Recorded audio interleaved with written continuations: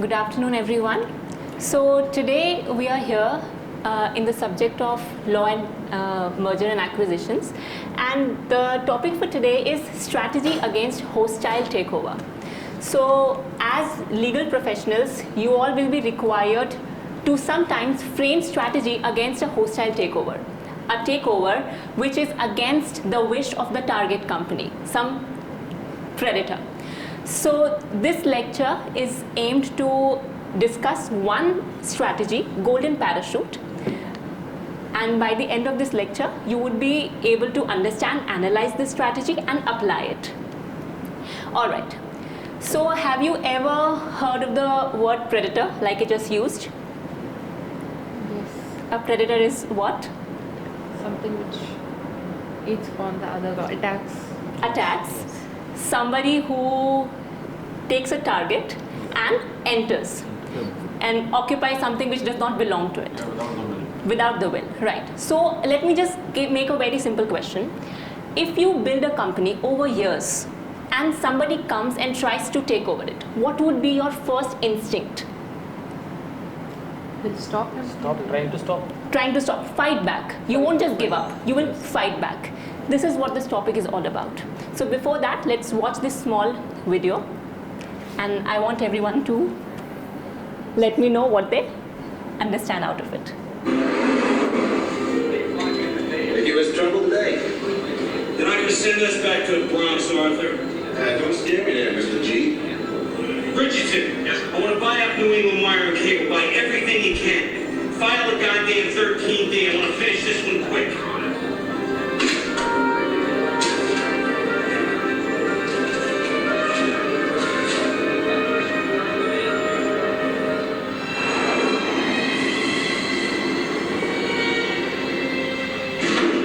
Well, it's official. Our friend Garfield's intent is to take over the company. He's filed his 13D with the SEC. He now owns 12% of us. What do you want to do? I own 20%. Rookie, we've got to protect ourselves. We need legal advice. We have lawyers. But they aren't put to handle this kind of thing. We need the best. We want to call Kate. Let me. All right. So what do you understand out of this?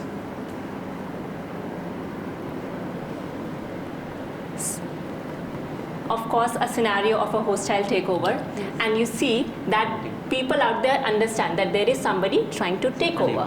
Yes. So the man with the cigar, you see some sort of resistance, but the team around is trying to counsel that we need to do something. This is where the strategy comes in. You cannot just sit tight and wait. So that takes me to the next slide. So what do you see out there? Parachute. A parachute. So what does a parachute do? It goes out. Flies. Safe land. Safe You'll be landing. landing safely. Safe landing. Safe landing. Saves lives. Safe life. Also, The lifesaver. yes, lifesaver, and of course safe landing. So the strategy that we are here to discuss today is golden parachute. So what happens in this strategy is that a company, when they are hiring new talent, especially at the higher positions, CEOs, directors, they put a clause in their employment contract that if ever there is a situation of a hostile takeover and somebody tries to fire you as a result of that, you would be paid a very hefty compensation. A very hefty, lucrative sum would have to be paid to you in case you are fired as a result of a takeover. So this, do you think, what kind of a message do you think it sends across?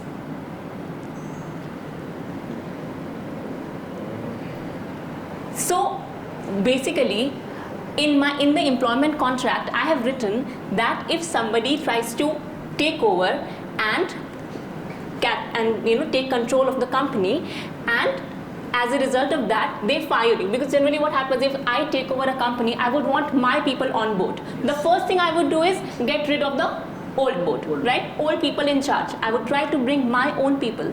So as a policy to dissuade something like that, I have put a clause in the contract of a senior executive that if someone tries to take over the company and resultantly fire you, he would have to pay you a very hefty compensation.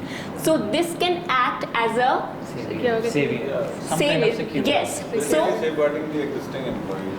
existing implies also, and also as a discouraging factor for anyone trying to come in, because he knows that if at all I come and I try to take over and I want to bring in my own people, first thing I have to do is fire the whole lot, and if I do that, I'll have to pay a very hefty amount of compensation. So this is one strategy which is often used by companies to dissuade or avoid hostile takeovers.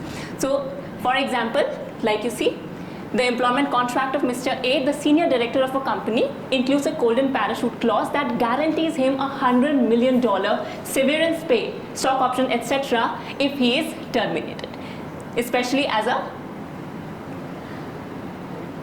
consequence of a hostile takeover. So now no discussion is complete without the limitations. So can you think of any limitations of this exercise? Too much money is involved. Absolutely, absolutely. You got it absolutely right.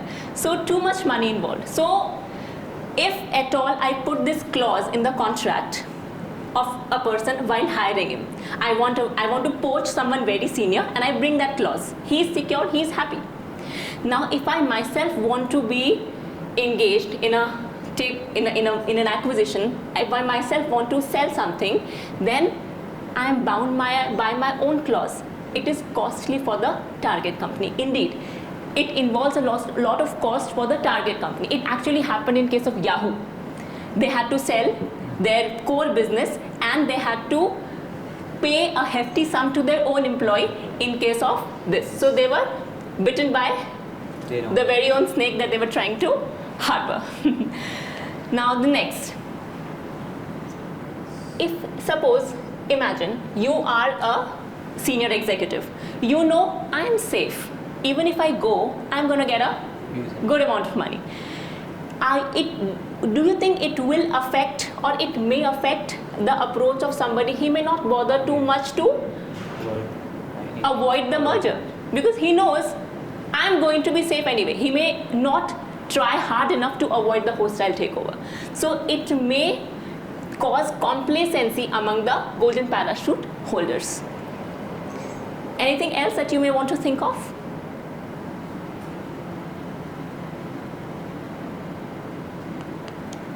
Right.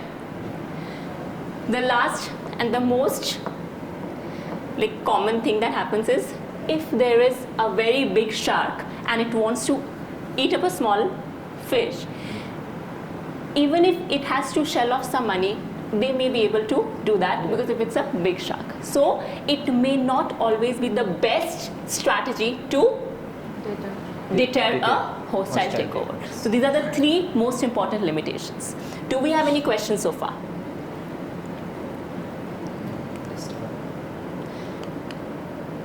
Alright, so here are some real life examples. Why don't you take a minute to go through this?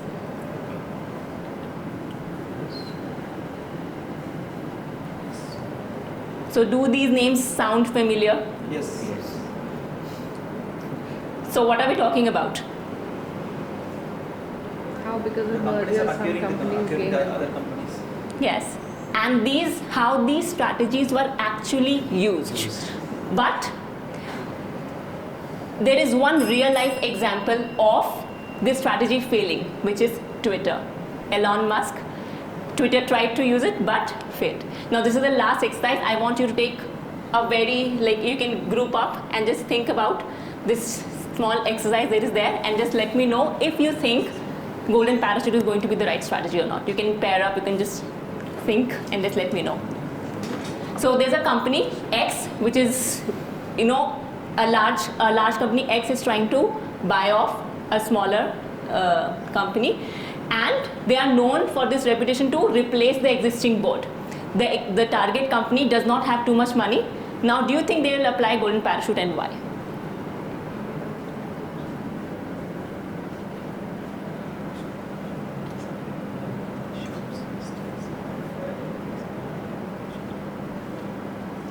no need of golden parachute strategy. No need, because they are not acquiring the entire company. They are just Right. some 9% stake only they are Right. going to get. So no need of. Right. From this group? Yeah, we will also think the same way. Right. All right. So, so that was this topic wherein we discussed golden parachute. So I hope you are able to now understand and analyze the topic of golden parachute, and you will be able to apply this as a strategy if required, if you ever face this situation in real life. So thank you, everyone. Okay, I thought maybe anyone would like to share your experience. Like, what was it like for you as a student? Like, if you were a student in this lesson? It was very much engaging, and in a short period of time we were able to use my yeah. So yeah. So in a short period of time we were able to know about the golden parachute and why it is important, and also what sort of strategies these corporates nowadays are enforcing to safeguard their employees, because nowadays people, whenever they get employed, they have some insecurities before joining the company, and this is something which one can actually discuss even with the HR, I believe. Yeah, that's it. Yeah, maybe I'd just like to also pose a question which you can respond or you can respond. What was a particular moment that you felt the most engaged, and why? I clearly understood the lecture, although I'm not from the subject, so thank you for that. But there are two things I felt. One is that, of course, it is not definitely what we do in the class, because you knew we are set for people here who cannot answer your question. So I felt there's a quick reaction. You ask and then you answer yourself. Yes. So I felt that, but that is probably because you know that we are not the set of students. You are asking the question and we can answer. Yeah. So that is the point I felt. And rest it was okay. It was the picture golden parachute. You know that picture that really got me back into the lesson. Okay, there's something new coming up. So these are the two things that really engaged me. Thank you. Thank you, ma'am. Just curious, what could she have done, right, to get, because you mentioned that, okay, she asked a question, then maybe she assumed that, okay, the students here are not her usual students, so she answered it herself. What could she have done to get you to respond something? I think she would have started with something and then heard me. Maybe I would have been wrong, but then if it would have been more in a scaffolding way. Like she did for the predator. She asked about what predator is, I answered, he answered, other person answered. So we all scaffolded and we reached to a final definition of predator which was in her mind. But for the rest of the questions it was, but I'm very sure it happened because I will probably also do the same, thinking that this is not the set of people I'm teaching in the class. So Okay, yeah, thanks. So I think you're talking about like, maybe sometimes like having some waiting, and then you notice that actually you have very good students, so they will start to share, and then they will actually building their responses. I would like to add one more thing. I think the video, although it is a very good thing to include in your PPTs, but I think it should be more relatable. As far as students are concerned, they they don't put that much of brains when they are going through the slides. But video is a very good thing to make them understand. I think one sort of advice, a small advice, that you could have embedded a video containing some soldiers, maybe a plane which got hit, okay, and an emergency situation, because whenever there is an emergency situation, we are actually very much focusing on that, okay, and then students would have realized the importance of parachute, why it is that much important, why it is a lifesaver, although they know at the back of the mind that what exactly it is, but still it would have been more relatable. Yeah. Yeah, wait for them to say. Okay. For me, actually, there's only one suggestion I can give you. Instead of those two real-time cases you end with, you can open with that. So it creates a curiosity. We could have why that had happened, because once while the acquisition, as we all expected to do, we will love to go with our set of people. So why that was not happened? So then you can build on the topics. It could be more we can relate ourselves more. So one suggestion. The rest are fine. Thank you. The session is quite interesting, and your teaching style also good, and to explain all the concepts and with the modulation of each and every topic you have been explained to the student. And they initially have shown some videos. Okay, so those videos are more better understanding what are the topics you are going to tell, and what the students' interaction and the students' attention will be more improved whenever they are looking the video after your explanation. So they are waiting for your explanation and discussion for the entire session. So it is good. Our session is very much interactive, and this is the first time we are learning about this golden parachute. Like we are from the computer science background, but we get to know what is this and how we can use when we are doing material. Yes, definitely. I hope helps that. Okay, you want to say something?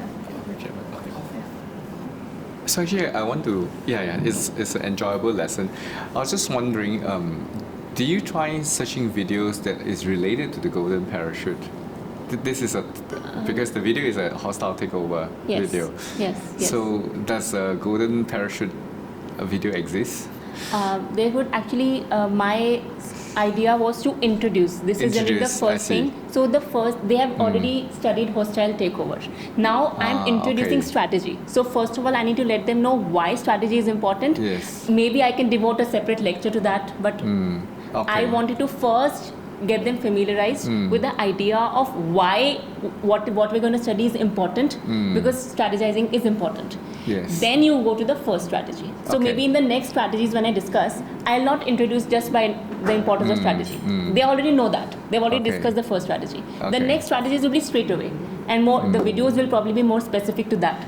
So here I was introducing the strategy and then beginning with the first one. That is why that was my idea when I did that. This would be like something that they learned in the previous week, and then you're trying to make the connection. Yes, they have already studied hostile takeover. They know. Yes. Now the next topic is strategy, and there are 5-7 strategies. I have picked one. Okay. So in your actual lesson, if it's because now it's very limiting, it's only 10 minutes. So let's say if it's a 55 minutes lesson, so what are some of the other strategies that you would typically have in your plan to? First of all, the one thing is definitely I would have given more time for student engagement, because you are absolutely right, ma'am. You could since they would have had the right background, they would have reached the right answer. But here when I was asking a question, I somewhere saw kind of a blankness. So I knew waiting would anyway prolong my time. Because you only have 10 minutes. Yes. So your point, and it is bang on, that I should have given more time, but I was limited. And in my mind I was thinking, am I going right? Am I going time? And the second two bells rang, and I'd still not reached my assessment. So I was like, I need to kind of, so that was one. The time management is the key. Yes. So I think next time if we can afford time, we should have 30 minutes. But then my question relates to that. See, in a class, normally we have a 50-minute class, 55-minute class. Yes. Micro teaching is generally something we do not do. I do not generally do. I think it's the same. Right. Yeah. So when you are discussing micro teaching, when we're having this session, is the idea to divide our 50-minute lecture in 5 sessions of micro teaching? Is that why we are focusing on micro teaching, or is there a different idea why we are focusing on micro teaching? So I guess it's not to divide a 50-minute lesson into 5 parts and then try to super speed up everything. It's more of having a very focused, short time to think about how, if you were to help a student understand a concept, what are some possible considerations, right? So it's kind of like a little experiment on what can be done, right, in a short space of time to trigger, for instance, like curiosity, if that's important to you. So it's more of an opportunity to try out some strategies. Yeah. So in this time, the students were from a different background. The last time we were recording this, it was the same lecture. They were from the same. So my concern at that time was, if some questions come up and if I have something already planned, I need to go these many things in these 10 minutes. People are asking question. Do I encourage answer, or do I need to finish this? This is a 10-minute thing. So this was a totally different thing. Yes. This time, but in the first video it was a totally different thing once again. I was concerned more about the questions which were coming up from the students. So which one are you more afraid of? The students not saying anything, or they're saying a lot? Honestly, I prefer that. That is much better. That just keep questions coming up is much better. I know they are getting it. I know what is going on in the mind. This time it was difficult for me to actually understand what is going on in the minds. That was the biggest challenge for me. Yeah. So I think there were a few nice strategies. I think the student will remember that picture of a golden parachute for a very long time. Yeah. So I think it's a very good graphical memory aid. That you've used. I think if the students have a chance to, because usually I don't think that I will be given so much money. So maybe it's a nice imagination that would I work hard if I have so much money? Right. Yeah. Actually, I was wondering, have you considered what happens if you ask the students, right? Okay, there's a hostile takeover. What will you do? So I know that to save time, you introduce the golden parachute, right? Perhaps if you have more time, you would actually give them that space. Yeah.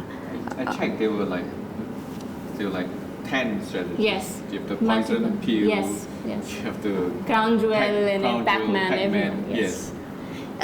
I just want to also come back to some of the suggestions. I think Hari Prasad, you suggested to begin with the case studies at the end. Maybe you can share a little bit more. Why do you think that engages the students better? Yeah. I think for introspection. Yeah, for this session, if you consider this first session, we all are not at all connected to the topic. So you need to make a connection first so that you can build upon. If the connection is not happen at the right 1 or 2 minutes down the lecture, so we, as a learner, we find it very difficult to get connected. Luckily, she is having video and golden parachute, that pulls us. If that was not went right, it could have been a complete disconnected lecture. So that's why I put. You feel that the Twitter case study would. Yeah, we will relate. We are using it daily, so we can come on to that. That's my case. So we're discovering more ways to make it, because this is a very good move forward. Yes, definitely. So now we want to be ambitious. Yes. Actually, I have a question. Why is it golden? Why is the parachute golden? Because money, yes, right? money. And sometimes the opposite of it is golden handcuffs. When you want somebody to stay, it's like golden handcuffs. They are so lucrative, that you don't want him to leave. So they are handcuffs, but they are golden. That's why they're using these words. Yeah. So maybe I was just thinking that you can. Perhaps one way is to build on the metaphor.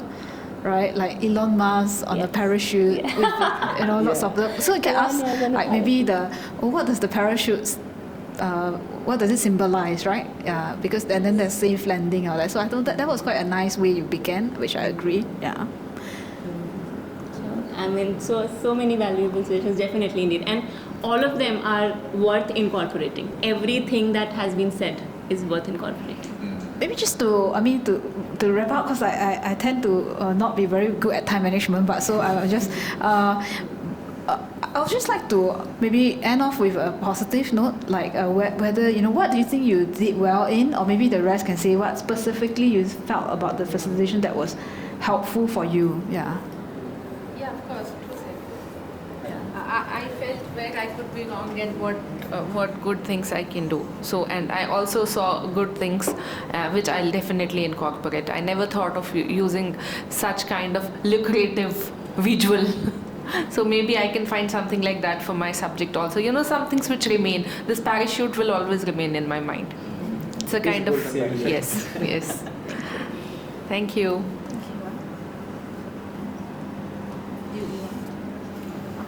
How about you? Maybe share with us what you think what would you like most about the lesson? What I like the most. Students. Yes, definitely the students. And the fact that even not being from this background, I know it was not a total blank out. I know that somewhere they got some of it. And the fact that they were trying, and not the complete level, but at some level it converged. We met. Somewhere down the line we met. And that is the only thing which matters for me, that tomorrow when they're anywhere, they're going to probably remember that, okay, there was that one small session we had and something I picked from corporate law. They know from corporate law, something new. This is the only thing which I think it's good. That matters a lot. Oh, it does. Brilliant students, definitely. Did we answer right? For group assessment, did we answer? Let's not go and get into that. But I think when they leave the class, they are different person. Now there is a parachute in there. Yes. Yeah. So this is one thing that I've been able to do. Yeah, so I'd just like to end off with saying that I really commend you, because I noticed that you actually have prepared a lot of questions like about predator, then what's your instinct, and what do you understand by this. And it felt like you were actually opening up to you, asking questions. And that's trying Sophia to, ma'am also, in the comments, she asked me to, come up with more questions. So she hinted to that, so that I incorporated a little more. Yeah. So I guess if you're worried that the students may not respond, it gets a wall of silence. Right. One way is to ask them to, you have, be more specific about the questions or give some hints, and then get them to work in pairs. So that will ease then you won't feel so stressed when they are, why are they silent or something like that. So that's why I like the idea to think pair share at the end. Like at least one of them can come up with it. Yeah. Okay. Anything else? No, actually, I'm also thinking, because I'm teaching something on Pythagoras theorem. I'm just thinking whether I can design that lesson on Pythagoras theorem. Do you still remember that we were doing the right angle triangle? Yes. Yeah. I was just thinking whether I can have 50-50 voice being heard for my own lesson. So I'll borrow some of your ideas. Yeah. We can actually let students also discover some of the things. Yeah. So maybe I'll try it next week when I teach the new group of faculty. Yeah. Okay. Yeah. Shall we go on? So on a closing note from your learners, so what I can say a bit positive is, once the question we are not answered, you're bang on to the step and you managed it. It's great. So that actually gives You're all learned faculty members. So. No. It's a bad experience for a student also. So ma'am is trying to convey something, you are not able to get it. So you are actually scaffolding us and dragged us to the topic. It's actually it's a good instinct. Yeah. Agree, absolutely. So thank you. Thank you, ma'am. So we move to the next person. Okay.